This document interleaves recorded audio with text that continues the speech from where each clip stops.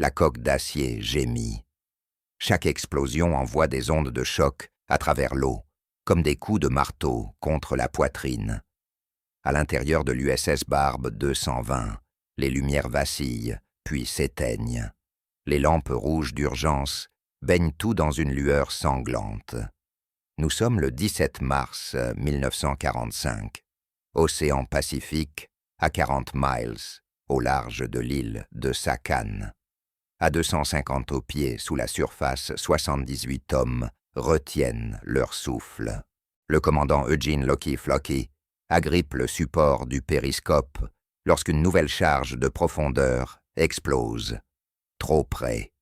Des éclats de peinture pleuvent du plafond. Un jeune marin vomit dans un seau. Personne ne bouge pour l'aider. Personne ne bouge du tout. Le destroyer japonais Ukuru tourne au-dessus d'eux comme un requin patient. Son sonar pulse dans l'eau. Ping, ping. Chaque impulsion est un compte à rebours vers la mort. Son capitaine sait que le sous-marin américain est là. Il sait qu'il est blessé, une hélice endommagée, des batteries fissurées, laissant fuir du gaz chloré. Le Barbe ne peut pas fuir, ne peut pas combattre, il peut à peine respirer. Dans 12 heures, lorsque les batteries seront complètement mortes, le sous-marin devra soit faire surface, sous le feu ennemi, soit couler, jusqu'à la profondeur d'écrasement. Dans les deux cas, 78 hommes mourront. Les statistiques sont impitoyables. En 1945, la marine américaine a perdu 52 sous-marins sous l'action ennemie, soit 3.105 hommes, 22% de l'ensemble de la force sous-marine. Les charges de profondeur sont responsables de 19 de ces pertes. Une fois qu'un destroyer a établi un contact sonar, le taux de survie tombe à 34%. Flockey a fait les calculs. Il a essayé toutes les manœuvres d'évasion du manuel navigation silencieuse, changement de cap d'urgence en grande profondeur, plongée sous les couches thermiques. Rien ne fonctionne. L'opérateur sonar ennemi est trop compétent, suivant chacun de leurs mouvements. Ce que le commandant Flockey ignore, c'est que la solution à son problème se trouve dans la chambre des torpilles, avant. Il ignore la présence d'un membre d'équipage non autorisé qui ne devrait même pas être à bord. Il ignore l'existence d'un adolescent qui a menti sur son âge, falsifié les papiers de son frère et s'est glissé à bord de ce sous-marin à Pearl Harbor 3 mois plus tôt. Et il ignore surtout que ce gamin de 16 ans, à peine capable de se laisser pousser la barbe, observe depuis des semaines le travail des torpilleurs vétérans, réfléchit à la pression à l'eau aux bulles et vient de comprendre quelque chose que tous les experts des sous-marins de la marine ont manqué. Le garçon s'appelle James Robert Bobby Decker et son idée enfantine est sur le point de réécrire les règles de la guerre sous-marine. Pour comprendre pourquoi le Barbe est en train de mourir, il faut comprendre comment les charges de profondeur tuent. Une charge de profondeur est essentiellement un baril rempli de 300 à 600 livres de TNT, conçu pour exploser à une profondeur prédéterminée. Elle n'a pas besoin d'un impact direct. L'eau est incompressible. L'onde de choc se propage sans entrave dans toutes les directions. Si une charge explose à moins de 28 pieds de la coque d'un sous-marin, la pression fissure la coque. À moins de 50 pieds, elle inflige des dégâts mortels aux équipements, rompt les conduites court-circuitent les systèmes électriques. À moins de 150 pieds, elle secoue l'équipage au point de le rendre incapable d'agir. Mais le véritable tueur n'est pas l'explosion, c'est le sonar. Le sonar actif envoie des ondes sonores à travers l'eau. Lorsqu'elles frappent un objet solide comme une coque d'acier, elles rebondissent. L'opérateur sonar capte l'écho de retour, calcule la distance et le relèvement, puis dirige son navire pour larguer des charges de profondeur selon un schéma qui encercle la position du sous-marin. Depuis 1943, Les commandants de sous-marins ont tout essayé pour vaincre le sonar plongé profondément, en espérant se cacher sous des couches thermiques qui réfractent les ondes coupées tous les équipements et naviguer en silence pour éviter toute signature acoustique, relâcher de l'huile et des débris pour faire croire à une destruction. Rien de tout cela ne fonctionne de manière fiable. Le groupe de recherche opérationnelle sur les sous-marins de la marine américaine a analysé 1008 attaques à la charge de profondeur dans le théâtre du Pacifique. Leur conclusion est sans appel, une fois le contact sonar établi et maintenu. La survie d'un sous-marin dépend principalement de la chance. Les experts ont proposé des solutions de meilleur revêtement de coque, absorbant le sonar des sous-marins, plus rapide et capable de plonger plus profondément des brouilleurs électroniques pour perturber le sonar ennemi. Toutes ces solutions exigent des années de recherche, des millions de dollars et des refontes complètes des bâtiments. Les bateaux qui meurent aujourd'hui ne peuvent pas attendre. Les U-bootés allemands font face au même problème dans l'Atlantique.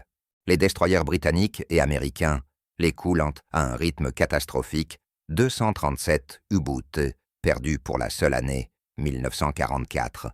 La solution de la Kriegsmarine, déployée dès 1942, est un dispositif appelé Bold ou Pillenwerfer par les équipages allemands. Il s'agit d'un conteneur métallique rempli d'hydrure de calcium et de poudre de zinc. Lorsqu'il est éjecté du sous-marin et exposé à l'eau de mer, il provoque une réaction chimique massive, créant des millions de bulles qui réfléchissent les impulsions sonar. Les services de renseignement alliés connaissent le Bold. Ils ont récupéré des conteneurs sur des U-bootés coulés et en ont analysé la composition chimique. Le rapport du renseignement naval américain 47 et 45 d'octobre 1944 conclut: bien que théoriquement efficace, le dispositif Bold nécessite des tubes de lancement spécialisés et des produits chimiques volatiles inadaptés aux opérations des sous-marins américains. Adoption non recommandée. Traduction: c'est une technologie allemande qui exige des équipements allemands. Les sous-marins américains ne sont pas conçus pour cela, et modifier toute la flotte prendrait des années. Ainsi, les commandants de sous-marins américains continuent de mourir de la même manière piégés sous l'eau, pendant que les destroyers ennemis larguent méthodiquement charge après charge, resserrant progressivement le schéma jusqu'à ce que quelque chose d'essentiel cède. Les enjeux ne pourraient trop pas être plus élevés. Les sous-marins américains sont les armes les plus efficaces du Pacifique.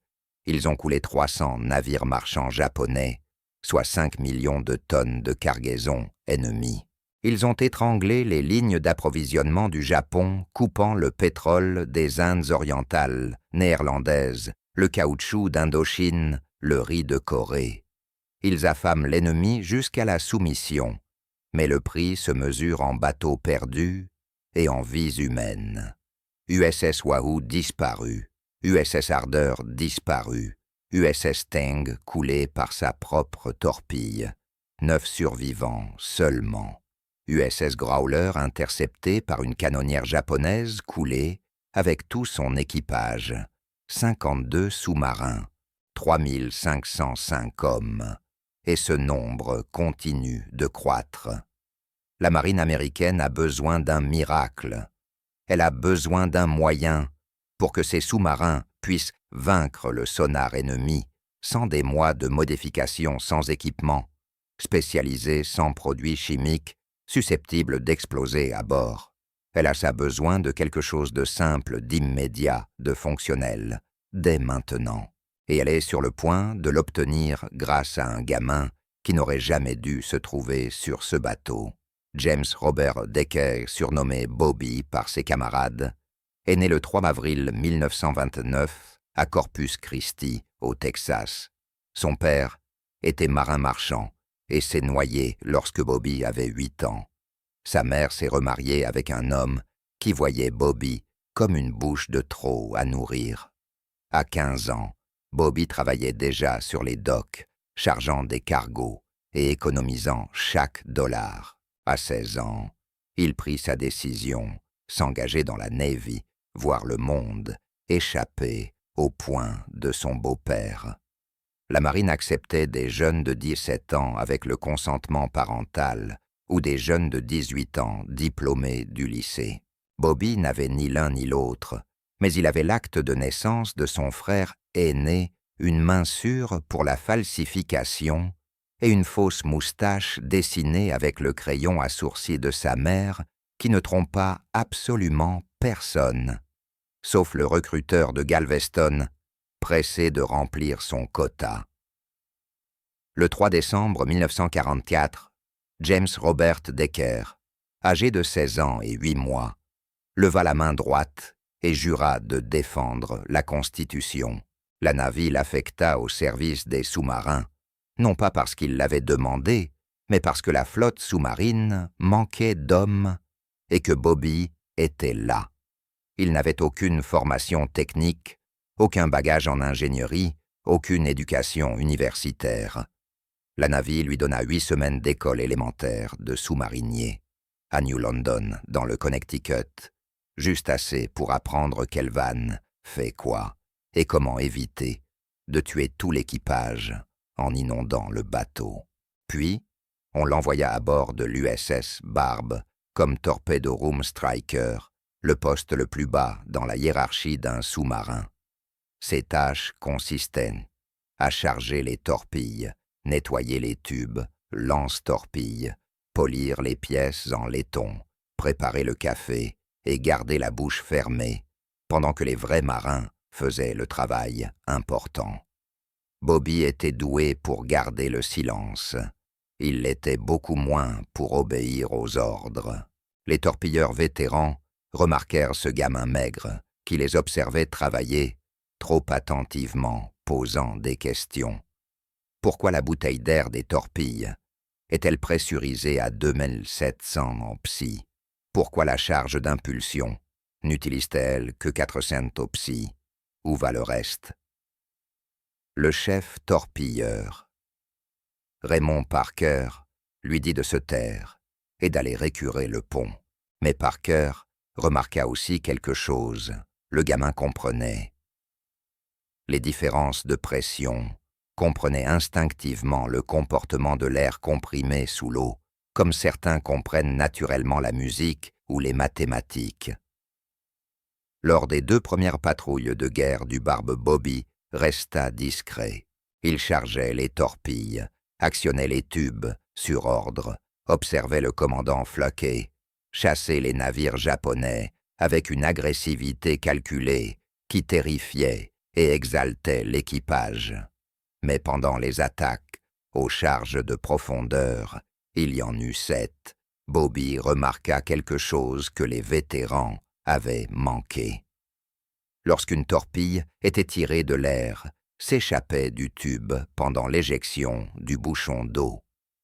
Ces bulles remontaient à la surface et trahissaient leur position, mais avant d'y parvenir, elles réfléchissèrent les impulsions sonars ennemies. Pendant une trentaine de secondes, les destroyers japonais verrouillaient la colonne de bulles au lieu du sous-marin. Bobby observa le phénomène, vit les impulsions sonars, changer de cible, vit les charges de profondeur exploser inoffensivement, loin du Barbe, et il se dit « Et si on pouvait fabriquer des bulles volontairement ?» Bobby n'appelait pas cela un atelier. C'était un placard de stockage dans la chambre des torpilles, avant large de 3 pieds, à peine assez haut pour s'accroupir. L'endroit empestait l'huile et le métal, avec cette moisissure humide qui recouvre tout dans un sous-marin. Il y travaillait pendant les heures creuses, lors des quarts de nuit, quand la majorité de l'équipage dormait, et que la veille réduite se concentrait sur la survie du bâtiment. Il utilisait des outils qu'il n'était pas autorisé à toucher. Il empruntait des pièces au système pneumatique sans demander la permission. Le 28 février 1945, le chef Parker le surprit penché sur un assemblage qui ressemblait à un manomètre soudé à un extincteur avec des tuyaux en cuivre, des raccords en laiton et un système de vannes improvisé. Parker exigea de savoir ce que fichait ce gamin. Bobby expliqua rapidement nerveux. Quand on tire une torpille, on utilise de l'air comprimé pour chasser l'eau du tube. Cet air crée de grosses bulles qui attirent le sonar loin du bateau. Il l'avait vu au large de Formose. Le destroyer ennemi s'était verrouillé sur leur sillage de bulles pendant près de 30 secondes, avant que les charges n'explosent. L'expression de Parker ne changea pas. Oui, c'est un effet connu. Et alors? Et si on pouvait créer des bulles sans tirer de torpilles, souffler de l'air délibérément dans l'eau, créer une fausse cible? Les Japonais sonderaient les bulles au lieu de nous, et nous pourrions nous échapper pendant qu'ils bombardent le vide. Parker fixa le gamin, puis l'engin. « C'est toi qui as construit ça. Ce n'était qu'un régulateur de pression relié au système d'air haute pression. Il suffisait d'ouvrir cette vanne pour souffler de l'air dans la mer à un débit contrôlé. L'air sortait par un diffuseur fabriqué avec un grillage, créant une colonne de bulles de 6 mètres de large, remontant assez lentement pour réfléchir le sonar pendant 3, peut-être 4 minutes. Parker souleva l'appareil lourd grossier, mais l'ingénierie était saine. Le gamin avait utilisé un mastic d'étanchéité approprié, installé des clapets anti-retour pour éviter les reflux, et même ajouté une jauge de profondeur pour vérifier l'égalisation des pressions. « C'est une modification non autorisée de l'équipement du navire, » dit Parker. « C'est illégal. Tu pourrais passer en cour martiale. » Bobby savait qu'il s'en fichait. Mais est-ce que ça marche? Je ne sais pas. Il faut tester, mais je ne peux pas le faire sans autorisation. Et personne ne donnera jamais la permission d'essayer un truc aussi stupide.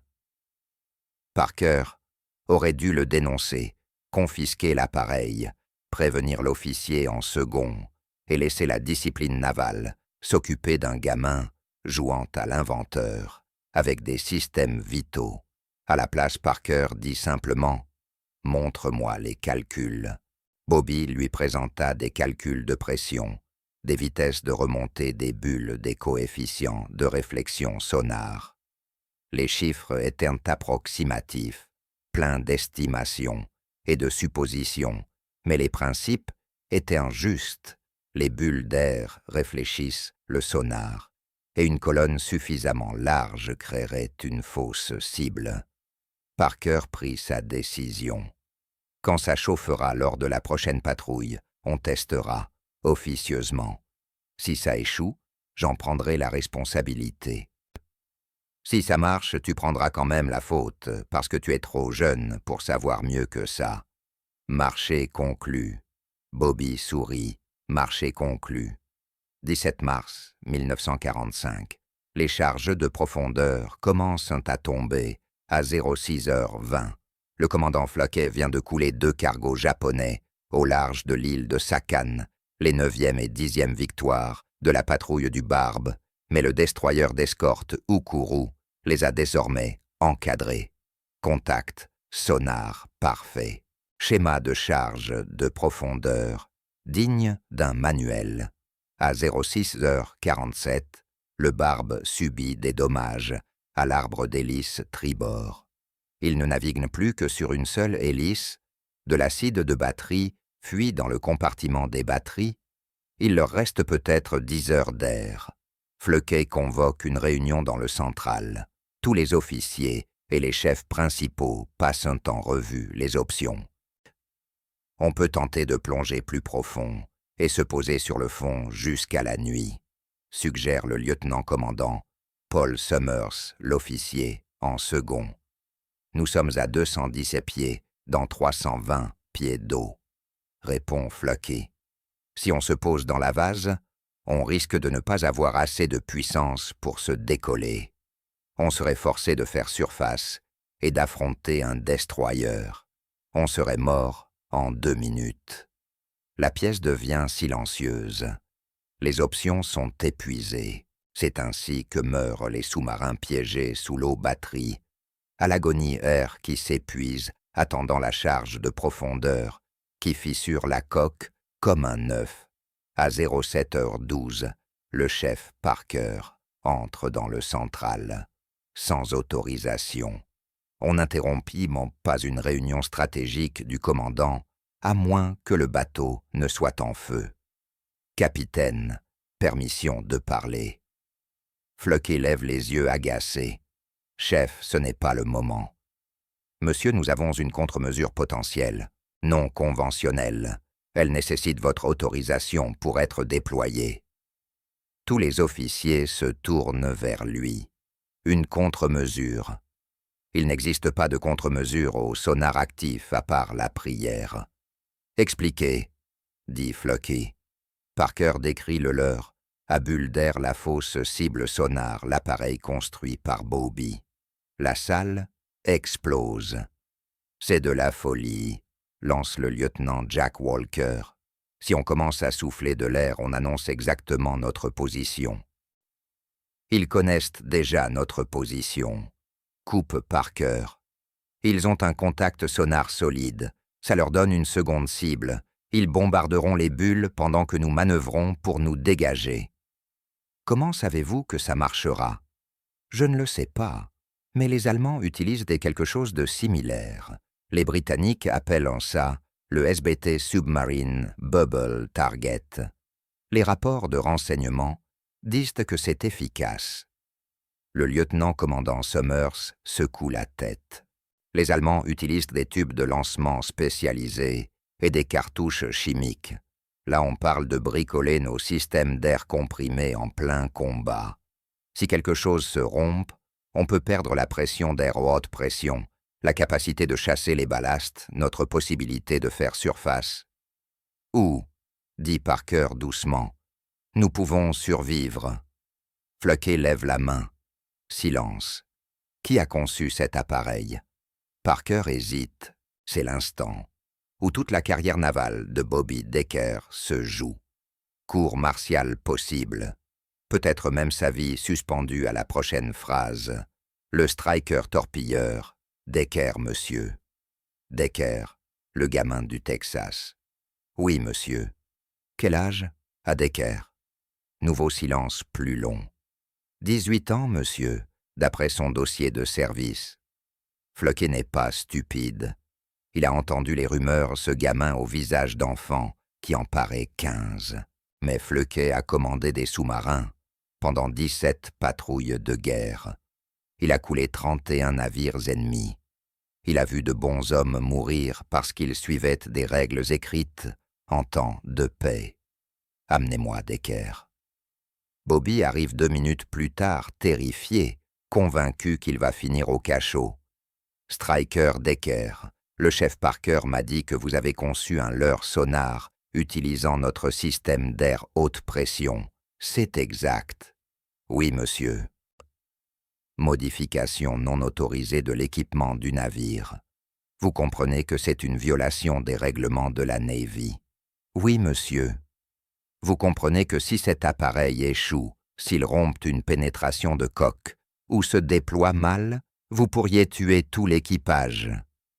Bobby avale sa salive. Oui, monsieur. Floquet le fixe longuement, l'évalue. Alors est-ce que ça marchera? Je pense que oui, monsieur. La physique est correcte. Les bulles réfléchissent le sonar.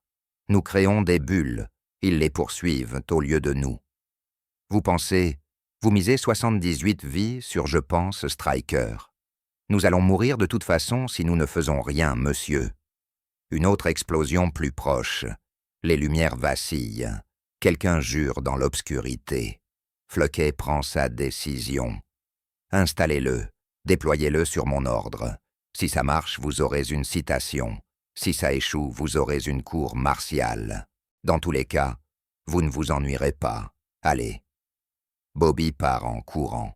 À 07h29, Bobby Decker et le chef Parker raccordent le générateur de bulles au collecteur d'air haute pression de la chambre des torpilles à vent. L'installation est grossière, des tuyaux en cuivre serré sur des conduites existantes, une vanne à boisseau, pour contrôler le débit la plaque diffuseuse, boulonnée sur un passe-coque, normalement utilisé pour le soufflage d'urgence des balasses. Profondeur, demande Bobby. 215 pieds, répond le central. Bobby calcule à 215 pieds, la pression de l'eau est d'environ 95 psi. Le système d'air HEP fonctionne à 3000 psi. Il devra réduire la pression à environ 120 psi, juste assez de différentiel pour forcer l'air à sortir et créer des bulles qui montent lentement. Prêt? Demande Parker. Bobby hoche la tête.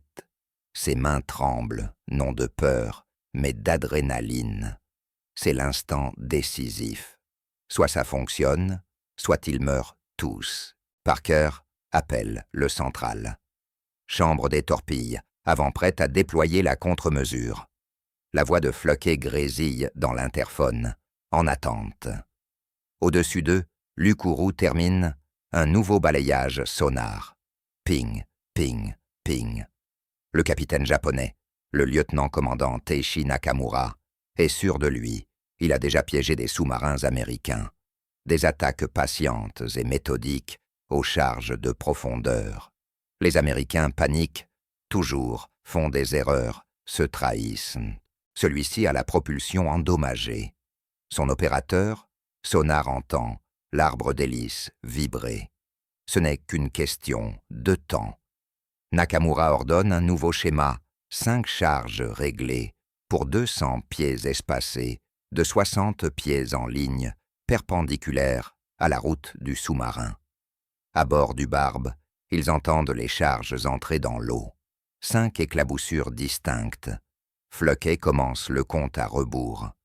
5, 4, 3. Déployez la contre-mesure maintenant. Bobby ouvre la vanne. L'air siffle à travers le régulateur. Ses yeux sont rivés sur le manomètre 120 psi. Parfait. L'air circule dans les tuyaux, en cuivre traverse la plaque diffuseuse et s'échappe dans l'océan. Rien ne se passe. Non, attendez. Dans le central du Barbe, au pupitre sonar, le technicien sonar, Frank Morrison, porte son casque et écoute le destroyer ennemi. Il entend les impulsions du sonar actif japonais. Il les entend rebondir sur la coque du Barbe, puis le contact se déplacer. Morrison crie « Le sonar ennemi suit un contact au cap 0,90, distance en diminution. Ils sont verrouillés sur quelque chose devant nous. Les 5 charges de profondeur explosent, mais à 400 yards en avant. Du Barbe frappant un océan vide, là où la colonne de bulles monte vers la surface. Dans la chambre des torpilles, avant l'équipage entend les explosions lointaines, étouffées, inoffensives. Quelqu'un rit un rire nerveux, incrédule. Ça a marché. Parker murmure « Mon Dieu, ça a vraiment marché ». Mais Floquet sait qu'un seul essai ne suffit pas. L'ennemi les reprendra au sonar en quelques minutes. Il lui faut une confirmation, la preuve que ce n'est pas de la chance. Gouvernail à droite, toute cap stable, 270. Déployer une deuxième contre-mesure dans 2 minutes. Le Barbe s'éloigne, en rampant sur une seule hélice, lentement et silencieusement. Au-dessus, l'opérateur, sonar de Lukuru, est déconcerté. Son contact a disparu, puis réapparu plus en avant. Mais lorsque les charges ont explosé, la cible s'est volatilisée.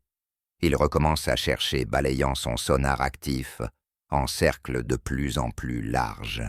2 minutes plus tard, Bobby déploie de nouveau le dispositif. Cette fois, le sonar japonais se verrouille sur la nouvelle colonne de bulles en moins de 30 secondes. Nakamura ordonne de larguer des charges de profondeur. 6 autres barils de TNT frappent l'eau et explosent sans effet sur le leur.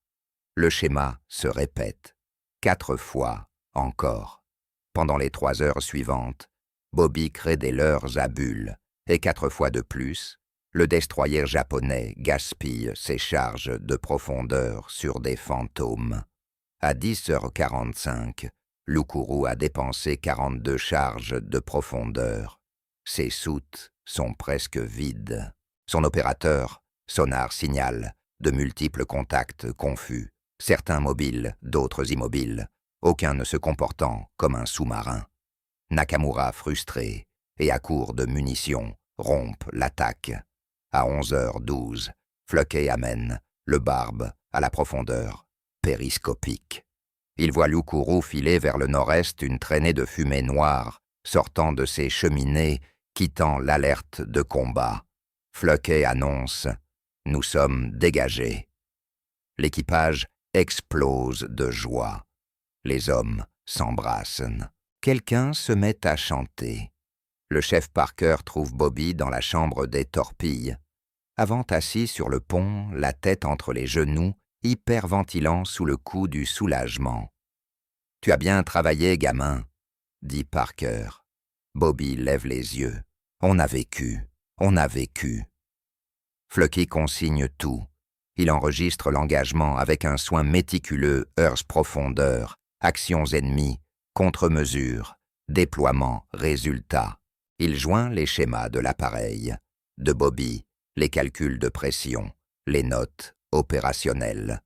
Lorsque le barbe rentre à Pearl Harbor le 28 mars 1945, Fluckey soumet son rapport de patrouille au commandant de la force sous-marine du Pacifique, avec une recommandation précise. Le leurre à bulles d'air conçu par le Striker Decker doit être testé, amélioré et déployé dans toute la flotte.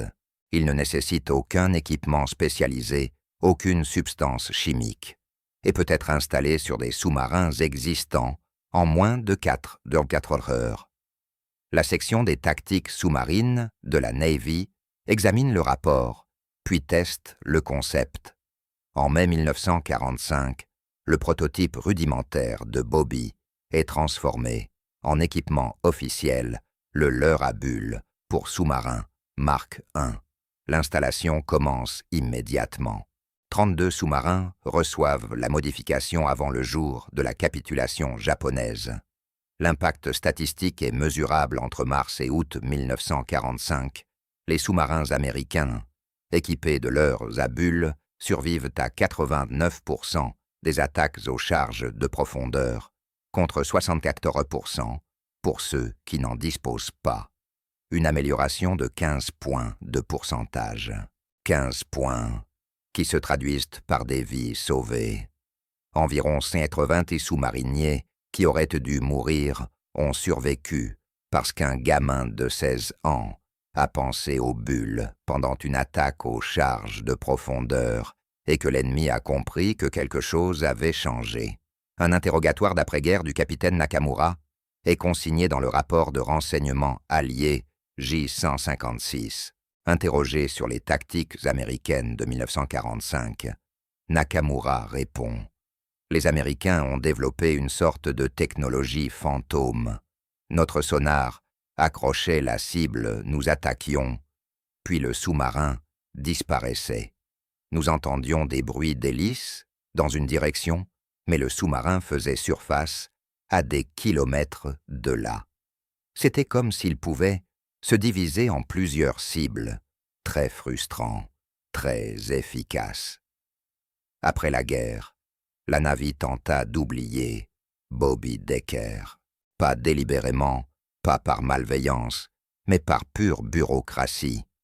Les dossiers révélèrent son véritable âge. Une enquête montra qu'il s'était engagé avec de faux documents. Techniquement, tout son service était illégal. Techniquement, tout ce qu'il avait accompli, y compris le sauvetage du barbe, l'avait été alors qu'il était un membre d'équipage non autorisé. La Navy étant la Navy, sa solution fut de le démobiliser discrètement en septembre 1945 et de faire comme si le problème n'avait jamais existé. Pas de fanfare, pas de cérémonie, aucune reconnaissance de sa contribution. Le commandant Eugene Fluckey se battit contre cette décision. Fluckey, qui recevrait plus tard la Medal of Honor pour les patrouilles de guerre du Barbe, écrivit une lettre cinglante au Bureau of Naval Personnel. L'âge du striker, Decker est sans importance. Sa contribution ne l'est pas. Il a conçu un dispositif qui a sauvé ce bâtiment et en sauvera d'autres. Le renvoyer sans reconnaissance est une lâcheté déguisée en règlement. La bureaucratie l'emporta. Bobby fut libéré avec une décharge honorable, mais sans médaille, sans citation, sans reconnaissance officielle. Pourtant, Fluckey n'en resta pas là. En 1946, il publia ses mémoires « Thunder Below ». Il y consacra tout un chapitre à Bobby et au leur, à Bull citant le jeune marin nommément, et les hommes du Barbe n'oublièrent jamais. À chaque réunion, il racontait l'histoire. Lors des rassemblements de vétérans, il retrouvait Bobby et s'assurait que chacun sache ce qu'il avait fait. En 1985, lors de la réunion du 40e anniversaire de l'équipage du Barbe, le lieutenant-commandant Paul Summers, âgé de 70 ans, l'officier en second qui s'était initialement opposé au leurre à Bull, s'approcha de Bobby. « Je vous dois des excuses, » dit Summers. « Dans ce central, j'ai qualifié votre idée de folle. J'avais tort. » Bobby, alors âgé de 56 ans et professeur de physique dans un lycée au Texas, lui serra la main. « Vous faisiez votre travail. Vous pensiez au bateau. Vous nous avez sauvés quand même. Et nous nous sommes sauvés les uns les autres. C'est comme ça que fonctionnent les sous-marins. » Le leurre à Bull évolua. Dans les années 1960, la marine américaine développa des contre-mesures acoustiques sophistiquées, des leurres de torpilles émettant des sons imitant les moteurs de sous-marins, des rideaux de Bull déployés par des lanceurs spécialisés. Les sous-marins modernes embarquent des systèmes de contre-mesures directement issus de la vanne d'air rudimentaire et de la plaque diffuseuse conçue par Bobby Decker. Ils sont toujours utilisés aujourd'hui, classifiés bien sûr. Mais si vous demandez à n'importe quel technicien sonar de sous-marin ce qu'est la tromperie acoustique, il vous dira « On trompe le sonar ennemi avec des bulles depuis la Seconde Guerre mondiale. » Et cette filiation remonte à un gamin de 16 ans qui n'aurait jamais dû être là. L'histoire de Bobby Decker n'est pas celle d'un génie adolescent. C'est celle de l'innovation née du désespoir. C'est l'histoire d'institutions qui ont failli passer à côté d'une idée salvatrice parce qu'elle venait de la mauvaise personne. Pendant des années, les experts de la Navy ont analysé les cartouches Bold allemandes et conclu qu'elles étaient trop complexes pour une adoption américaine. Un adolescent sans formation formelle a observé le même problème et s'est dit « Et si on se contentait de souffler de l'air dans l'eau ?» Parfois la percée ne vient pas d'un doctorat. Elle vient de la personne la plus proche du problème, prête à essayer, ce que tous les autres ont rejeté comme trop simple, trop évident, trop stupide pour fonctionner. 78 hommes sont rentrés chez eux après cette patrouille. Beaucoup ont eu des enfants, des petits-enfants, des vies entières.